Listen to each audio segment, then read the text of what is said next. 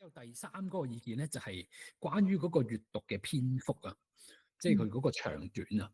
小朋友可能會驚嘅，即係一見到咁長嘅文字咧，我未睇我已經先驚㗎啦。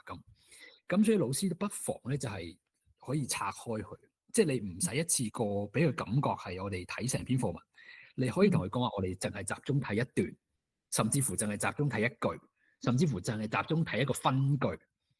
你一篇文章，我點知邊度叫一段？點知邊度叫一句？點知邊度叫一個分句咧？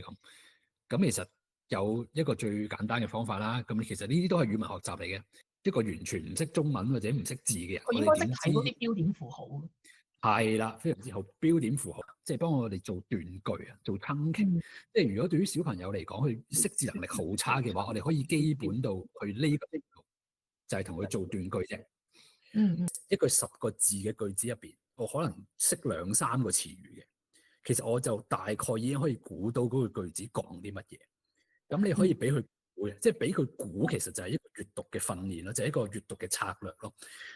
咁我哋將呢一個大嘅閱讀困難變咗做一啲好細個嘅問題。好細個嘅問題就係我要點樣去知道呢個詞語嘅意思？我要點樣知道呢一句分句嘅意思？咁呢個問題係咪細咗啊？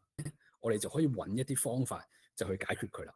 用聆聽嘅輔助啦，用閱拼嘅輔助啦，然之後咧透過佢哋互問，即係老師問佢哋又好，或者甚至乎你2個男仔，你可以叫佢自己互相問對方㗎。你就係嗱，而家淨係望住呢一句啫，你哋互相問對方一啲關於呢個句子嘅問題啊。咁好似我頭先問嗰啲咁，如果佢哋互相能夠做到一個咁樣嘅答問嘅話咧，咁佢嗰個閱讀嘅效果，其實我哋就叫做達到咗啦。但除咗識字之外咧，我哋都希望訓練到佢嗰個閱讀嘅理解，而閱讀理解嗰個深度咧，就去到即係理解到一個分句或者理解到一個句子嘅意思。咁我哋咁樣編排咧，其實都即係背後亦都有一個考慮，就不過呢個就扯遠咗少少，但我哋都可以講嘅就係關於嗰個 GCSE。